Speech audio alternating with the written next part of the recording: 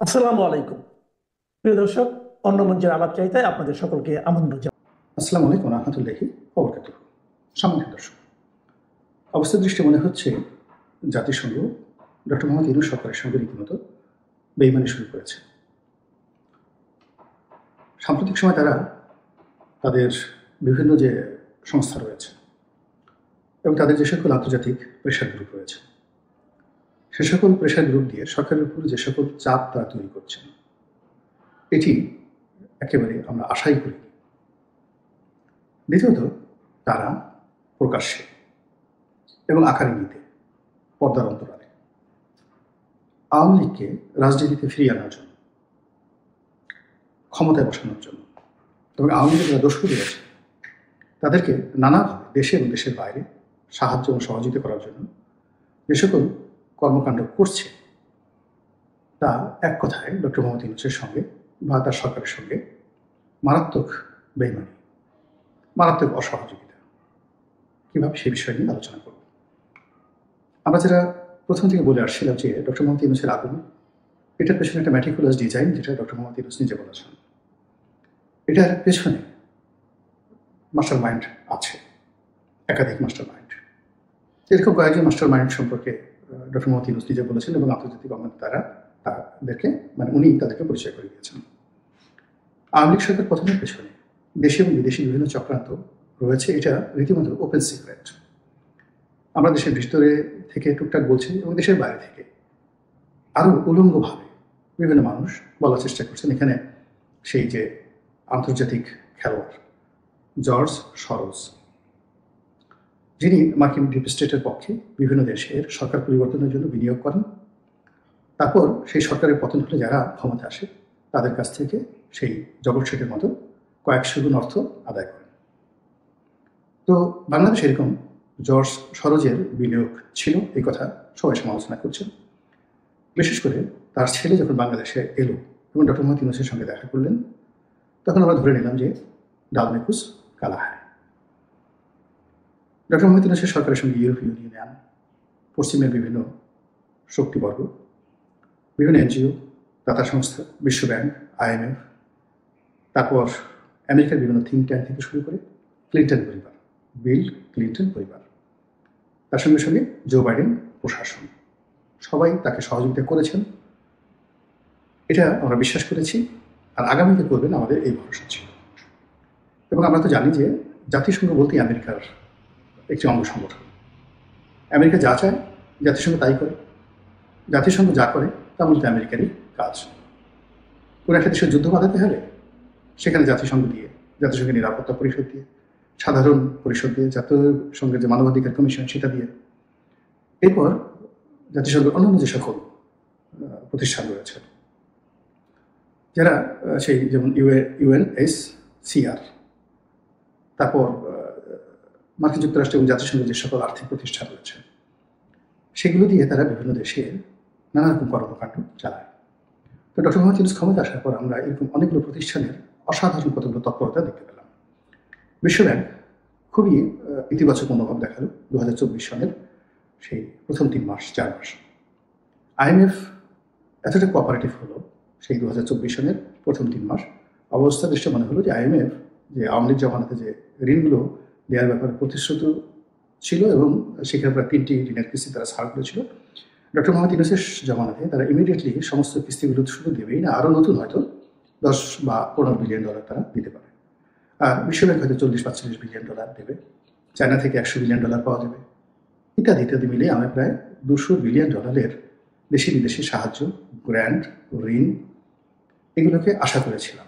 কিন্তু পরবর্তীতে দেখা গেল যে 200 বিলিয়ন ডলার তো দূরের কথা, 2 বিলিয়ন ডলারও আসছে না। বরং আওয়ামী লীগ জামানাতে যে সকল চুক্তি ছিল, সেই চুক্তির অধীনে যে সকল ঋণ আসার কথা ছিল, সেই সকল ঋণের বিরাট অংশ ফেরত চলে গেল।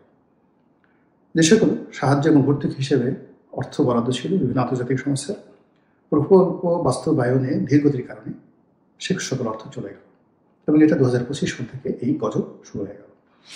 যখন রোহিঙ্গাদের বিষয়টি আসলো, দেখলাম আমরা জাতিসংঘ মহাসচিব এলেন, তিনি পাঞ্জাবি পরে সেই ইফতার পার্টিতে অংশগ্রহণ করলেন রোহিঙ্গাদের মধ্যে, লক্ষ লক্ষ রোহিঙ্গাদের মধ্যে, এবং তিনি ঘোষণা করলেন যে আগামী যে ঈদ উল ফিতর ওখানে ডক্টর মোহাম্মদ ইউনূস চট্টগ্রামের আঞ্চলিক ভাষায় বক্তব্য দিলেন যে এই ভাষার সঙ্গে রোহিঙ্গাদের ভাষার যথেষ্ট মিল রয়েছে। তো সেখানে তিনি খুব দৃঢ়তার সঙ্গে বললেন যে আগামী ঈদ, মানে এই যে 2026 সনের যে ঈদ, এই ঈদের উৎসবটি রোহিঙ্গারা তাদের নিজ দেশে গিয়ে করতে পারবেন। আমরা তো মহাখুশি, যেখানে মহাসচিব এসেছেন জাতিসংঘের, যেখানে আমাদের ডক্টর মোহাম্মদ ইউনূস কথাবার্তা বলেছেন, এর কোথাও কথা থাকে না। কিন্তু পরিস্থিতি দেখা গেল যে উল্টো হয়ে গেল। একজন রোহিঙ্গা সেখানে যায় তো গেলই না, উল্টো আরো প্রায় 3 থেকে 3.5 লাখ নতুন রোহিঙ্গা আমাদের বাংলাদেশে অনুপ্রবেশ করলো এবং সীমান্তের ওপারে আরো প্রায় 3-3.5 লাখ রোহিঙ্গা নোম্যান্স জোনে বা কাছাকাছি জায়গাতে তারা অপেক্ষা করছে বাংলাদেশে ঢোকার জন্য, এবং আন্তর্জাতিক সংস্থা এমনকি জাতিসংঘ চেষ্টা করছে এই বাংলাদেশে বাকি রোহিঙ্গাদেরকে ঢুকিয়ে দেওয়ার জন্য। এটা রীতিমতো আত্মহত্যার মতো, রীতিমতো বেঈমানি। তো যেটা বলছিলাম, প্রথম দিকে এরকম যাকে বলা হয় বন্ধুত্বের ছল দেখিয়ে, তারপরে ছলনা করে, এরপরে লোভ দেখিয়ে, লালসা দেখিয়ে তারা এই বাংলাদেশ থেকে কি অর্জন করতে চেয়েছিল বা তাদের কি উদ্দেশ্য ছিল আমরা বলতে পারবো না। কিন্তু ইদানিং যেটা হচ্ছে যে পুরো জাতিসংঘ এবং আমেরিকা বলতে গেলে এই সরকারের সঙ্গে তাদের সেই আগের সেই দহরম মহরম সম্পর্ক তো নেই, বরং উল্টো আচরণ করছে। এখন তারা অন্তর্ভুক্তিমূলক নির্বাচন, স্পষ্টতই তারা আওয়ামী লীগকে চাচ্ছেন যে এই নির্বাচনে আওয়ামী লীগ অংশগ্রহণ করুক। এই কথা ডক্টর মোহাম্মদ ইউনূস যখন শুনছেন, এনসিপি নেতৃবৃন্দ যখন শুনছেন, জামাতের লোক যারা এই জুলাই আগস্ট বিপ্লবের মূল মাস্টার মাইন্ড ছিলেন, এটি তাদের জন্য ভীষণ রকম অপমান, এত কষ্ট, এত বেদনা, সেটি আসলে মানুষ, আমি কখনো গলায় দড়ি দেইনি, আমার মানে ওই ধরনের কখনো সুযোগ সুবিধা হয়নি। এমনকি যারা গলায় দড়ি দিয়ে মরেছে তাদেরকে আমি কখনো দেখিনি, আর যারা গলায় দড়ি দিতে চেয়েছিল আমার তাদের সঙ্গে মানে কখনো আলাপ আলোচনা হয়নি। ফলে গলায় দড়ি দেওয়ার আগে একটি মানুষের মনে কী ধরনের কষ্ট বেদনা হয় আমি এটা বুঝি না, কিন্তু আমি এটা স্পষ্টত বুঝি যে এই মুহূর্তে আওয়ামী লীগ নিয়ে যদি কোনো কথা বলা হয় তাদের পক্ষে, জাতিসংঘের পক্ষ থেকে, আমেরিকার পক্ষ থেকে, তারপর যাকে বলা হয় যে আওয়ামী লীগকে নিয়ে নির্বাচন করতে বলা হয়, আওয়ামী লীগের মানবাধিকার নিয়ে কথা বলা হয়, শেখ হাসিনার বিচারের সেই সুষ্ঠুতা, বিচারের স্বচ্ছতা ইত্যাদি নিয়ে যখন প্রশ্ন করা হয়, এটা অনেকটা হেমলক পান করা, মানে বিষ পান করার মতো, বা গলায় দড়ি দিয়ে মরার আগে মানুষের যে দুঃখ হয়, এরকম দুঃখের যে কোনো অংশে কম বলে আমার কাছে মনে হচ্ছে না। এটা কি ধরনের কথা যে কাজগুলো আমেরিকা এখন করছে? অতিরিক্ত পশ্চিমারা এখন বাংলাদেশের ঘরে ঘরেও আসছে, ইউরোপীয় ইউনিয়নের যারা লোকজন তারা আসছে যে জাতীয় পার্টিকে মানে অপমান করার জন্য। এখানে গণ অধিকার পরিষদকে সেখানে মানে সুযোগ দেওয়া হলো কিনা আমি বলতে পারবো না, কিন্তু গণ অধিকার পরিষদ নুরুল হক নুরু একজন ভদ্রলোক মানুষ, সবসময় দেখেন পাঞ্জাবি পরেন, উনি কখনো সেই জিন্স প্যান্ট পরে, মানে মাস্তানি ঠিক নাই, এই যে অ্যাবসলিউটলি পলিটিক্যাল পার্সন। বা তার সাথে যে রাশেদ আছে সেও পলিটিক্যাল, একেবারে ভদ্রলোক, দেখতে শুনতে ভদ্রলোক, কথাবার্তা নরম। তো তাদেরকে দিয়ে বা তারা কেন জাতীয় পার্টির অফিস দখল করতে গেলেন, জাতীয় পার্টির অফিস ভাঙতে গেলেন, এবং সেখানে কি একটা অপ্রতীকের অবস্থা হলো, মানে যে পরিমাণ গণ অধিকার পরিষদের নেতাকর্মীদেরকে পেটানো হলো, মারাত্মকভাবে আহত করা হলো নুরুল হক নুরুকে। এইগুলো আমার কাছে মনে হচ্ছে একটা ফাঁদ, পশ্চিমাদের একটা ফাঁদ, পরিস্থিতি গণ্ডগোল করার। এবং সেই কাজ করে জাতীয় পার্টিকে একটা সহানুভূতি দিয়ে দেওয়া হলো, আবার গণ অধিকার পরিষদকে তাদের যে গণতান্ত্রিক যে একটা পরিচয় ছিল সেই পরিচয়টা কালিমালিপ্ত করা হলো। আবার এখন সেই জাতীয় পার্টির লোকদের সঙ্গে পশ্চিমারা বৈঠক করছেন, এবং জাতীয় পার্টির দুটি অংশ, আনিসুল ইসলাম মাহমুদ সাহেব যে আলাদা জাতীয় পার্টি করেছেন তাদের সঙ্গে বসেছেন, জিএম কাদের সাহেবের নেতৃত্বাধীন যে গ্রুপটি আছে তাদের সঙ্গে বসছেন এবং তাদের অভাব অভিযোগ এগুলো শুনছেন। ওদিকে সজীব ওয়াজেদ জয়, আওয়ামী লীগের অন্য সকল যে সকল নেতৃবৃন্দ রয়েছেন, বিশেষ করে তরুণ প্রজন্ম, প্রতিনিয়ত তাদের সঙ্গে পশ্চিমাদের বৈঠক হচ্ছে, তারা পশ্চিমা গণমাধ্যমে কথা বলছেন, বিশ্ব গণমাধ্যম তাদেরকে যেভাবে লাইমলাইটে নিয়ে আসছে, এর পেছনে নিঃসন্দেহে আমেরিকার একটি হাত আছে। কাজেই এই যে আমরা যারা বাংলাদেশের লোকজন গোয়েন্দা সংস্থার দালাল হওয়ার চেষ্টা করি, গোয়েন্দা সংস্থা ডাক দিলে, ক্যান্টনমেন্ট থেকে কোনো দাওয়াত পেলে আমাদের কাপড় চোপড় ঠিক থাকে না, মানে মানে ডাক দিয়েছে আমাদেরকে যেতে হবে, তো আমি জায়গা হয়তো পড়িনি, পাঞ্জাবি পরে দৌড় দিলাম, গেঞ্জি পরিনি, এরকম একটা যাকে বলা হয় আমাদের মধ্যে উদ্গ্রীব। যমুনা থেকে ডাক দিয়েছে, ডক্টর মোহাম্মদ ইউনূসের অফিস থেকে টেলিফোন এসেছে, বঙ্গভবন থেকে টেলিফোন এসেছে, বা ধরুন বিএনপি অফিস থেকে একটা ডাক আসছে মনোনয়নের জন্য। পাগল হয়ে যাচ্ছে মানুষ, কাণ্ডজ্ঞান হারিয়ে ফেলছে। তো এই যে যখন অনাহত মানে আমার যে যোগ্যতাটা নেই, এরকম একটা বিষয় আমাকে দেওয়া হলো একটা উপহার, বা যে কাজটি করার সামর্থ্য আমার নেই, ইনঅ্যাবিলিটি, অথচ সেই কাজটির দায়িত্ব আমার উপর অর্পণ করা হলো, যেটি আমার প্রাপ্য নয়। হ্যাঁ, যেখানে আমার উপস্থিতি কাম্য নয়, অথচ সেখানে আমাকে ডাকা হলো। তো আত্মমর্যাদা বোধ থাকলে কোনো মানুষ সেখানে যায় না। সাধারণত ব্যক্তিত্বহীন, লোভী, চরিত্রহীন, ধুরন্ধর প্রকৃতির লোকদেরকে সাধারণত এই বিদেশি যারা এজেন্ট রয়েছেন, সাম্রাজ্যবাদী শক্তির যারা দোষর রয়েছেন, তারা এদেরকে খোঁজেন। আপনি চিন্তা করুন যে লর্ড ক্লাইভ খুঁজে খুঁজে কিন্তু মির্জাফরকে পেয়েছে, ঘসরি বেগমকে পেয়েছে। তারা কিন্তু মোহনলালের কাছে যেতে পারেনি। তারা ওই যে ফরাসি একজন জেনারেল ছিলেন, তার কাছে যেতে পারেনি, শিবফ্রে, তার কাছে যেতে পারেনি। তো তারা জগৎশিখকে খুঁজে পেয়েছে। এখন এই বর্তমান জমানাতে যখন দেখবেন যে বিভিন্ন গোয়েন্দা সংস্থা, সেটা ডিজিএফআই হোক, এনএসআই হোক, ডিবি হোক, সিআইএ হোক, মানে র হোক, মোসাদ হোক, এরা যাদেরকে রিক্রুট করে এদের প্রথম চরিত্র হলো এরা চরিত্রহীন, এদের প্রথম বৈশিষ্ট্য হলো এরা লোভী। এদের লোভের কারণে তাদের সকল যোগ্যতা তাদের মাথা থেকে রীতিমতো মলদ্বারে চলে আসে। বুদ্ধিশুদ্ধি তাদের একদম রেকটাম, মলদ্বারকে যে বলা হয় রেকটাম, তো সেই বুদ্ধিশুদ্ধি রেকটামে চলে আসে। আদারওয়াইজ এই সমস্ত জায়গাতে সাধারণ মানুষ যায় না। অনেক আমি সম্মানিত লোকজনকে দেখেছি, তাদেরকে দাওয়াত দিতেই তো সাহস পায় না, তাদের সাথে দেখা করারই সাহস পায় না। অথচ এই সমাজে তারা অনেক জ্ঞানী গুণী লোক। আপনি চিন্তা করেন যে সেনাবাহিনীর যে কি দিবস হয় যেন, মানে যাকে বলা সশস্ত্র বাহিনী দিবস, তো এটা কেন করে, কি জন্য করে আমি জানি না। আমাকে কখনো তারা দাওয়াত দিয়েছে কিনা আমি এটা দেখিও নাই। যখন এমপি ছিলাম সবাদের কারণে হয়তো দাওয়াত দিয়েছে, আমি কখনো এই ধরনের কোনো অনুষ্ঠানে কখনো যাইনি, আমি দেখিও নাই এই কখনো এই দাওয়াত কার্ডটা। কারণটা কি?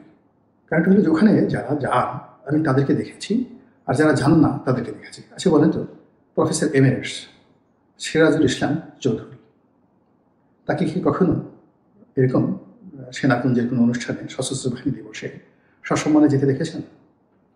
প্রফেসর আহমেদ শরীফ, হুমায়ুন আহমেদ, হুমায়ুন আজাদ কখনো দেখেছেন? যারা এই সমাজে প্রমাণিত জ্ঞানী, গুণী, বুদ্ধিমান মানুষ।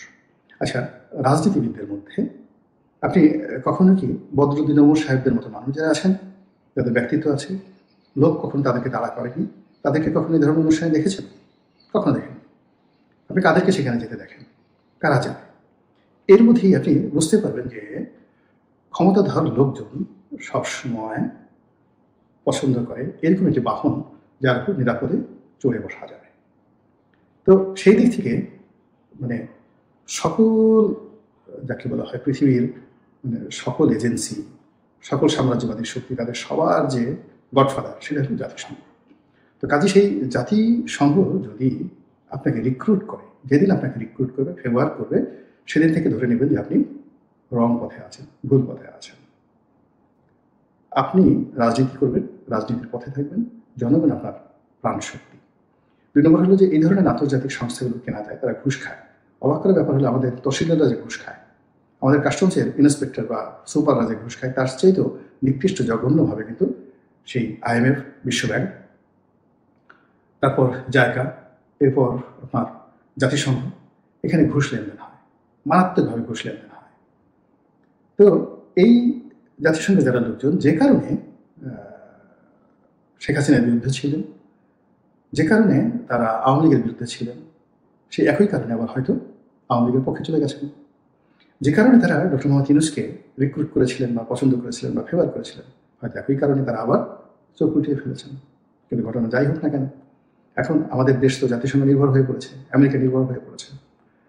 আমরা জনগণ ভোট দিয়ে কাউকে নির্বাচিত করব, সে ক্ষমতায় আসবে, এটা বিশ্বাস করার চাইতে আমেরিকা কি চায়, ভারত কি চায় ইত্যাদি নিয়ে আমরা বেশি চিন্তা ভাবনা করি। তো সেই অর্থে এই ক্রান্তিকালে হঠাৎ করে জাতিসংঘের যে উৎসাহ উদ্দীপনা আওয়ামী লীগকে নিয়ে, শেখ হাসিনাকে নিয়ে, সজীব ওয়াজেদ জয়কে নিয়ে, এটি যারা আওয়ামী লীগের প্রতিপক্ষ, নিঃসন্দেহে তাদের জন্য ভালো সংবাদ নয়। মহান আমাদের সবাইকে হেদায়েত দান করুন এবং হেফাজত করুন। আসসালামু আলাইকুম ওয়া রাহমাতুল্লাহি ওয়া বারাকাতুহু।